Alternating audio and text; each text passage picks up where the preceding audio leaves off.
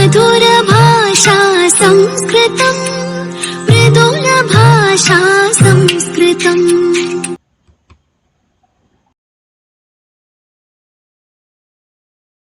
आज की संस्कृत कक्षा में आप सबका स्वागत है और आज हम जानेंगे BA second year fourth semester Sanskrit elective के सिलेबस और क्वेश्चन पेपर को।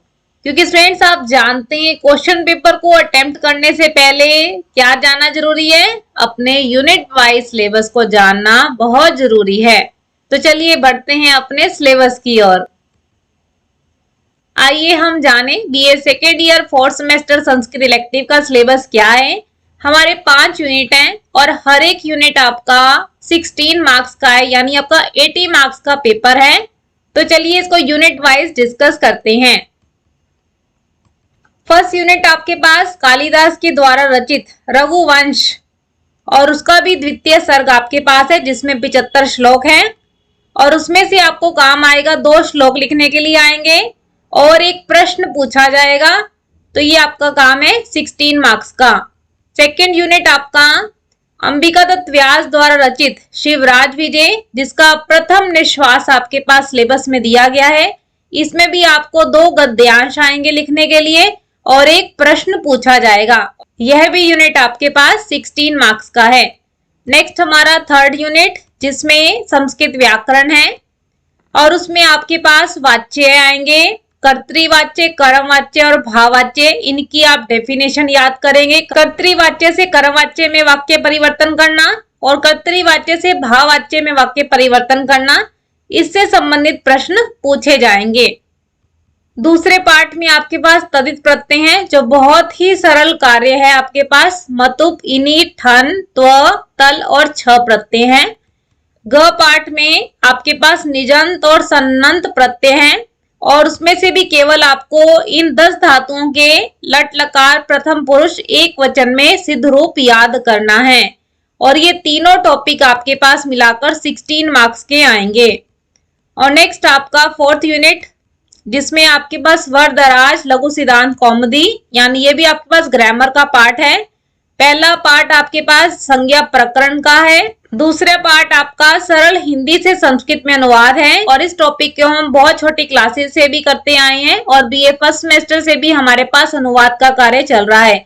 और इसके लिए इतना कहेंगे स्टूडेंट्स, कम से कम कुछ शब्द रूप आपको याद होने चाहिए, कुछ धातु रूप, उनके 5 लकारों का प्रयोग याद होना चाहिए। अनुवाद के कितने अंग हैं, लकार संबंधित क्या नियम है, कारक विभक्तियों संबंधित क्या नियम है, इन सबको जानकर आपके लिए अनुवाद कार्य बहुत सरल हो जाएगा। तो इसलिए स्टूडेंट्स अनुवाद के अंगों को, लकार संबंधित नियमों को, कारक विभक्ति संबंधित नियमों को जानना बहुत आवश्यक है और उससे संबंधित सभी आपको लिंक्स यहाँ पर प्रोवाइड किए जाएंगे। आप अपनी प्रैक्टिस कर सकते हैं। पिछले कुछ सालों के क्वेश्चन पेपर भी आपको प्रोवाइड किए जाएंगे और लेटेस्ट क्वेश्चन पेपर को अब हम डिस्कस करने वाले हैं।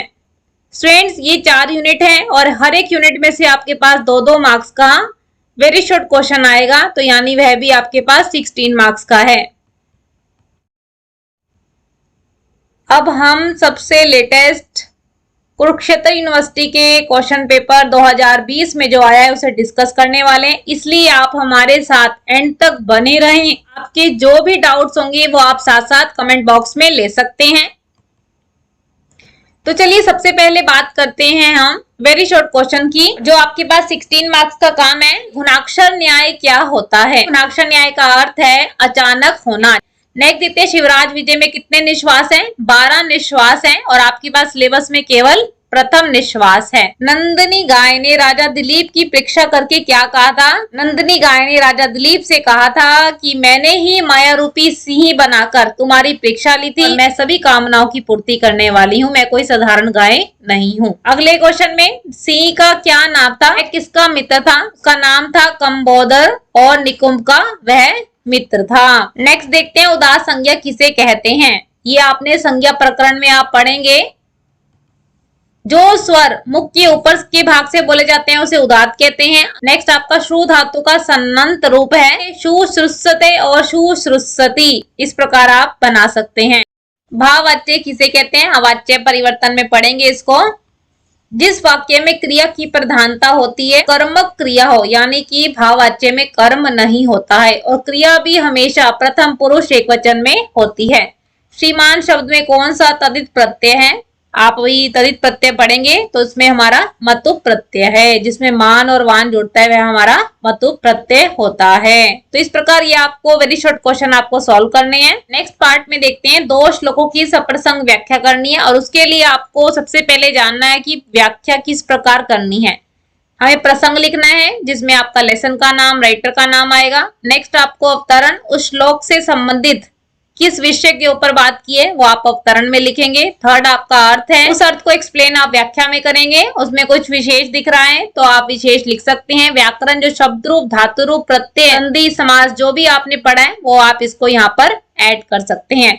तो चलिए पहला श्लोक देखते हैं। यः प्रसन्नेन्दु मुख प्रसादम गुरुर नृपाणाम गुरुवे निवेद्य प्रहर्ष चिन्नानाम नुमितं प्रियायै शशंस वाचा पुनरक्तमेव तस्याः प्रसन्नेन्दु मुखः। तो अब यहाँ बताया है इंदु मुख है, अगर इसको थोड़ा सा तोड़ेंगे तो निर्मल चंद्रमा के समान प्रसन्न मुख वाला कौन? गुरुर नृपाणाम, राजाओं में श्रेष्ठ राजा दिलीप ने, प्रहर्ष चिन्ना नाम नुमितम, हर्ष के चिन्हों से ज्ञात की जाने वाली, प्रसादम, यहाँ पे नंदनी गाय के लिए प्रयोग हुआ है। प्रसादम माने उस नंदनी गाय की कृपा को, पुनरुक्तमेव, दोबारा कहे गए वचनों के समान, गुरुवे निवेद्य, गुरु वशिष्ठ को निवेदन करने के बाद, प्रिया यही शंस, अपनी पत्नी सुदक्षिणा से भी कह दिया। तो यहाँ बता रहे हैं कि राजा बहुत अधिक प्रसन्न है, नंदनी गाय भी बहुत प्रसन्न है, इसलिए राजा ने नंदनी गाय की को पहले गुरु वशिष्ठ को बताया, फिर अपनी पत्नी को बताया। तो इस प्रकार आप श्लोक को एक्सप्लेन करेंगे। नेक्स्ट हमारा श्लोक है, ये भी हमारा दूसरा अध्याय द्वितीय सर्ग चल रहा है आपका रघुवंश का, उसका 55 श्लोक है। सेयम स्वदेह अर्पण निष्क्रियेण न्यायः मया मोचयितुं भवतः नापारणस्याद् विहिता तवैवं भवेद लुप्तश्च मुने क्रियार्थ। यहाँ पर राजा दिलीप गाय की रक्षा और सिंह की पारणा के विषय में राजा तर्क देता हुआ शेर से कहता हुआ दिखाई दे रहा है। तो यहाँ पर राजा दिलीप क्या कह रहे हैं शेर को? सेयम, इस प्रकार इस गाय को, किस गाय को? नंदनी गाय को, जिसकी सेवा में वह रत हैं। स्वदेह अर्पण निष्क्रियेन, अपने शरीर के समर्पण के बदले में, भवतः मोचयितुम, आपसे छुड़ाना, सर्वथा संगत है, उचित है। एवं इस प्रकार से पारणा सयाद विहिता तवैवेवं, इस प्रकार आपके व्रत के अंत का भोजन समाप्त नहीं होगा। वेद लुप्तश्च मुने क्रियार्थम, और ऋषि वशिष्ठ की, जिनके सेवा में राजा दिलीप और उसकी पत्नी रत हैं, ऋषि वशिष्ठ की और उन्हें क्रियार्थम, यज्ञ आदि क्रियाओं का यह प्रयोजन, यह गाय भी समाप्त नहीं होगी। तो यहाँ राजा शेर से कहता है कि तुम मेरे शरीर से अपनी पारणा कर लो, अर्थात मुझे भोजन के रूप में स्वीकार कर लो, इसे तुम्हारा कार्य भी सिद्ध हो जाएगा और ऋषि की गाय भी सुरक्षित रहेगी, जिससे वह यज्ञ आदि को कर सकेंगे। नेक्स्ट श्लोक है, मरुत प्रयुक्ताश्च मरुत सखाभम तमर्च्यमाराद भी वर्तमानम अवाकिरण बाल लता प्रसूनैराचार लाजैरिव पौर कन्याः। यहाँ पे प्रकृति जो है राजा दिलीप के स्वागत करते हुए दिखाई दे रही है। मरुत कहते हैं वायु को, मरुत प्रयुक्ताश्च, वायु के द्वारा हिलाई गई, मरुत सखाबम तम अर्च्य माराद अभिवर्तमानम अवाकिरण बाल लता। अब इसके बाद इसके अर्थ बनाइए कि वायु के द्वारा हिलाई गई नई लताओं ने, आराध अभिवर्तनम, पास में ही, अभिवर्तनम माने विद्यमान, कौन? मरुत सखाभम, मरुत कहते हैं वायु को, वायु के मित्र अग्नि के समान, आभा माने कांति वाले, अर्चय, आदरणीय राजा पर, प्रसूनई, फूलों से, अवाकृण माने वृष्टि की, प्रसूनई राचार लाजई इव पौर कन्या, जिस प्रकार नगर की कन्याएं जो हैं मांगलिक खिलों से स्वागत करती हैं।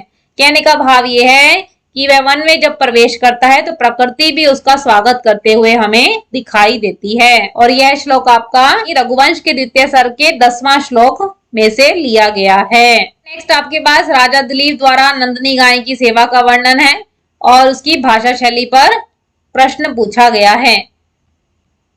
अगला हमारे पास देखिए 2 गद्यांश हैं, तो इसको लिखने का क्रम आपका वही है। प्रसंग लिखेंगे, अवतरण, अर्थ लिखेंगे, व्याख्या और विशेष बताएंगे और व्याकरण भी आप इसमें ऐड कर सकते हैं। तो चलिए बढ़ते हैं। गदा पात समकालामेव चानेक बुर्द पद्य मुद्रा मूल्यानि रत्नानि मूर्ति मध्यादु छलितानि परितो वा कीर्यन्तः।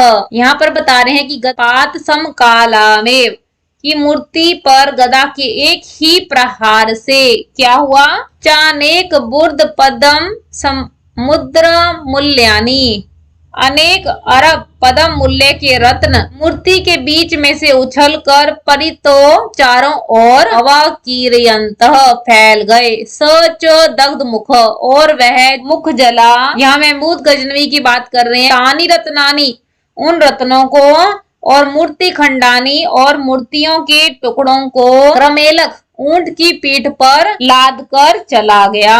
सिंधु नद्य मुतीर्य, और सिंधु नदी को पार करके स्वकीयम विजय ध्वजनीम, और अपनी विजय पताका फैलाने वाली गजनी नाम की राजधानी में उसने प्रवेश किया। तो यहाँ पर भारतवर्ष पर हुए महमूद गजनवी के आक्रमणों को बताया गया है। हमारा 35वां गद्यांश है। बुक के अनुसार अलग अलग बुक्स में अलग अलग स्थानों पे आपको मिल सकता है। नेक्स्ट आपका 4था गद्यांश है।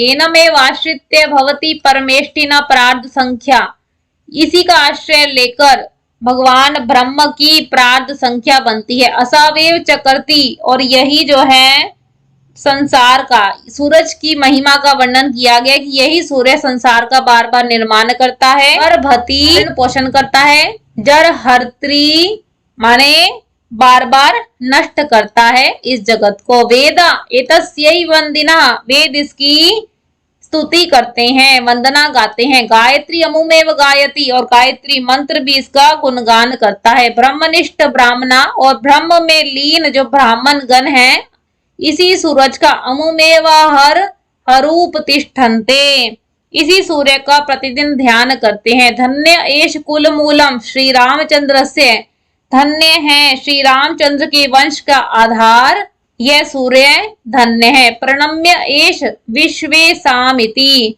और यह सूर्य संपूर्ण संसार के लिए प्रणाम करने योग्य है। उदेशंतम, इस प्रकार उदय होते हुए, भासवंतम, सूरज को प्रणाम करके, निज पर्ण कुटीरात, अपनी पर्ण कुटी से, निष्क्राम कश्चित गुरु सेवन पटुर विप्र बटु, कोई ब्राह्मण बालक जो है अपनी कुटिया से बाहर आता है।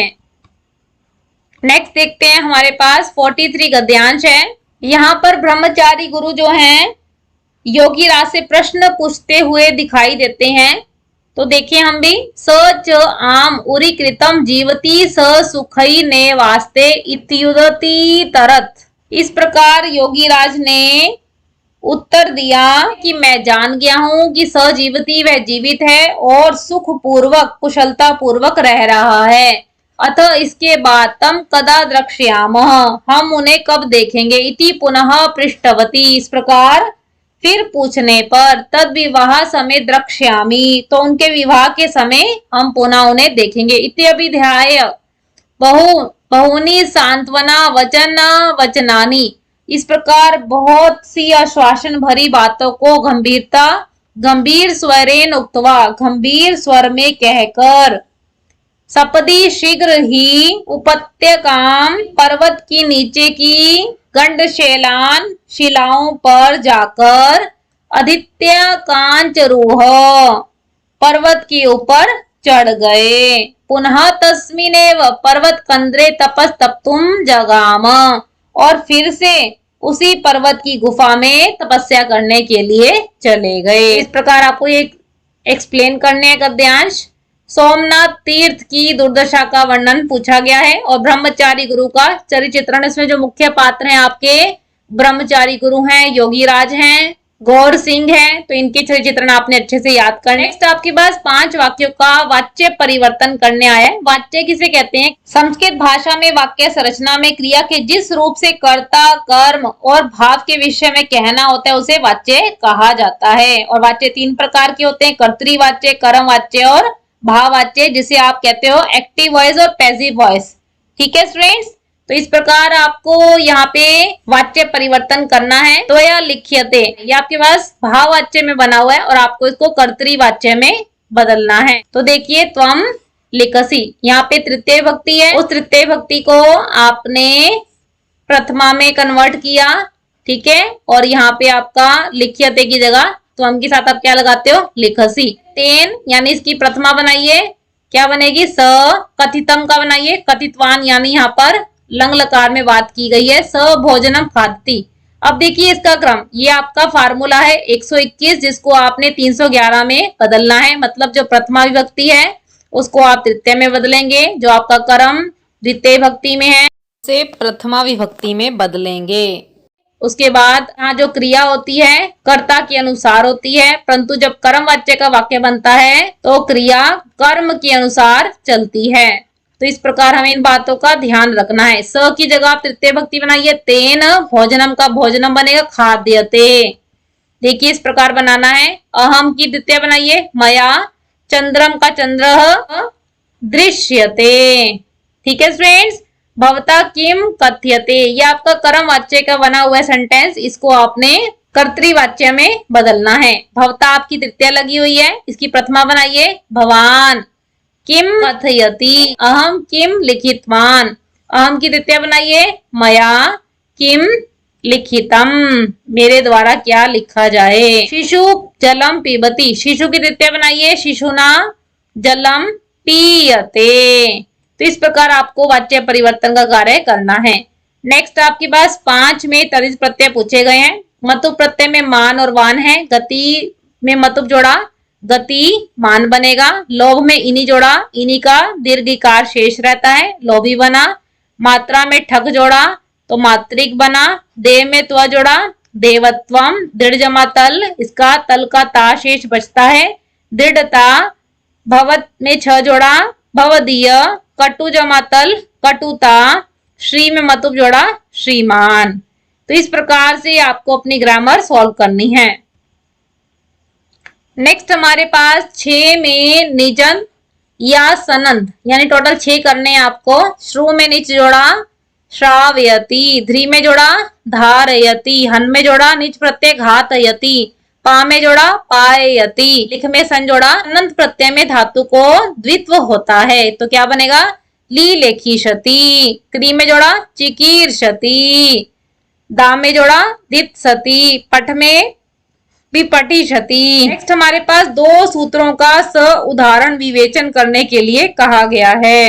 तुल्यास्य प्रतनम सवर्णम, जो बता रहा है कि यहाँ पे स्वर्ण संज्ञा सूत्र है कि जहां पर कंठ, तालु, मूर्धा, दंत, ओष्ठ, ये 5 हमारे उच्चारण स्थान है, तो यहाँ पर जब जिस वर्ण के कंठ, तालु आदि स्थान और अभ्यंतर प्रयत्न समान होते हैं तो वे परस्पर स्वर्ण संज्ञक कहलाते हैं। ठीक है, तो इसको आप उदाहरण से सिद्ध करेंगे। निश्चयैरनुदात, वेरी शॉर्ट क्वेश्चन में उदात संज्ञा पूछी थी और यहाँ पे अनुदात पूछा गया है। कंठ, तालु आदि स्थानों के नीचे के भाग से जो अच यानी जो स्वर उच्चारित किए जाते हैं उसे अनुदात कहते हैं। ठीक है स्टूडेंट्स, नेक्स्ट देखते हैं मुख नासिका वचनो नुनासिकः, कि मुख और नासिका से बोले जाने वाला वर्ण क्या कहलाता है? अनुनासिक। यानी कि जब आप अपने व्यंजन करते हैं तो उसमें पंचम वर्ण जो है आपका सभी अनुनासिक वर्ण कहलाते हैं। नेक्स्ट आपके पास हलयंतम है, जो आपका सबसे पहला ही सूत्र है। यह इत संज्ञा का सूत्र है और उपदेश में अंतिम हल की इत संज्ञा होती है। इत संज्ञा का तात्पर्य है, जैसे आप देख सकते हैं, आप करते थे अ ई ऊण, जो आपने 14 महेश्वराणी सूत्र किए थे, तो अंतिम आपका जो है वो इत संज्ञक कहलाता है। नेक्स्ट आपके पास 4 वाक्यों का संस्कृत में अनुवाद करने के लिए कार्य आया है, तो देखते हैं। सीता ने गीत सुना, अब सुना से आपको क्या पता चल रहा है? पास्ट है। पास्ट के लिए आप लंग लकार का प्रयोग करते हैं। बहुत ही सरल है, दो तरीके से आप बना सकते हो, या तो लंग लकार में चला लो या फिर कत्वतु प्रत्यय भी चला सकते हैं। तो देखते हैं क्या बनेगा इसका। सीता का सीता बना, गीतम अशृणोत बनाइए या फिर श्रुतवती, दोनों प्रयोग आपके सही हैं। चंचलता रहने दो, किसी भी काम के लिए जब मना करते हैं तो अलम का प्रयोग करना बहुत सरल है और उसमें तृतीय विभक्ति का प्रयोग किया जाता है। अलम चांचलेन तृतीय विभक्ति का प्रयोग है। नेक्स्ट देखते हैं, मोहन कलम से लिखता है। जिस साधन का प्रयोग किया जाता है तो साधन में हम तृतीय विभक्ति का प्रयोग करते हैं। मोहनः कलमेन लिखति। फूलों में कमल श्रेष्ठ है। जब बहुतों में से एक का निर्धारण किया जाए तो वहां पर आप षष्ठी या फिर सप्तमी विभक्ति का प्रयोग करते हैं। तो अब देखिए यहाँ पर, या तो आप फूल ज्यादा है ना तो इसलिए बहुवचन का प्रयोग हुआ, पुष्पाणाम या पुष्पेशु, यहाँ पर षष्ठी का बहुवचन और यहाँ पर सप्तमी का बहुवचन का प्रयोग किया गया है। कमल पुष्पम श्रेष्ठम अस्ति। पिता पुत्र पर क्रोध करता है। क्रुद्ध धातु योगे का विभक्ति अस्ति चतुर्थी विभक्ति। तो क्या बनेगा? पिता पुत्राय क्रुध्यति। पर्वत से जल गिरता है। अलग होने का भाव हो तो वहां पर पंचमी विभक्ति का प्रयोग किया जाता है। पर्वतात पंचमी विभक्ति का प्रयोग किया, जलम पतति। नगर के बाहर भई योगे का विभक्ति, भई के योग में भी पंचमी विभक्ति का प्रयोग किया जाता है। नगरात बही एका वाटिका अस्ति। कर्ण दान वीर था के लिए आप पास्ट में चलेंगे, लंग लकार, ठीक है। अस धातु का लंग लकार चलाइए, कैसे बनेगा? आसीत। कर्ण दान वीर आसीत, लंग लकार प्रथम पुरुष एक वचन का प्रयोग किया गया है। सिलेबस और क्वेश्चन पेपर के रिगार्डिंग आपकी अभी भी कोई क्वेरी है, कोई भी डाउट है तो आप कमेंट बॉक्स में पूछ सकते हैं। आपकी कोई सजेशन हो नेक्स्ट लेक्चर के लिए, नेक्स्ट टॉपिक के लिए, तो वह भी आप हमें कमेंट बॉक्स में बता सकते हैं। इसके नोट्स आपको डिस्क्रिप्शन बॉक्स में दिए जाएंगे। आपके पास शब्द रूप, धातु रूप, अनुवाद कार्य कैसे करें और पिछले कुछ सालों के क्वेश्चन पेपर भी आपको प्रैक्टिस के लिए दिए जाएंगे, तो आप उन्हें डिस्क्रिप्शन बॉक्स में देख सकते हैं। आपको यह लेक्चर अच्छा लगा तो आप इसे लाइक कीजिए, ज्यादा से ज्यादा फ्रेंड्स के साथ शेयर कीजिए, क्योंकि स्टूडेंट्स आप जानते हैं इस बार भी हमारी क्लासेस जो हैं ऑनलाइन मोड से लगी हैं। नेटवर्क की और अन्य कई कारणों से हम अपनी क्लासेस को ढंग से नहीं लगा पाए हैं और परीक्षाओं का दौर भी आरंभ हो चुका है। अभी तक हमें अभी सिलेबस और क्वेश्चन पेपर का पैटर्न नहीं पता है, तो इस लेक्चर को आप ज्यादा से ज्यादा फ्रेंड्स के साथ शेयर करें ताकि वह भी अपने सिलेबस को अच्छे से यूनिट वाइज समझकर क्वेश्चन पेपर को अटेम्प्ट कर सकें। संस्कृत की अपडेट्स के साथ जुड़ा रहना चाहते हैं, संस्कृत सीखना चाहते हैं तो चैनल को सब्सक्राइब भी कीजिए। हमारा प्रयास है इजीएस्ट वे में आपको संस्कृत के सभी टॉपिक समझाए जाएं। आप हमें फेसबुक और इंस्टाग्राम के पेज पे भी फॉलो कर सकते हैं। तो चलिए स्टूडेंट्स, फिर मिलेंगे नई अपडेट्स और नए टॉपिक के साथ। इस लेक्चर को आपने बहुत ध्यान से सुना, आप सबका हृदय से बहुत बहुत धन्यवाद। फिर मिलेंगे स्टूडेंट्स, नमो नमः।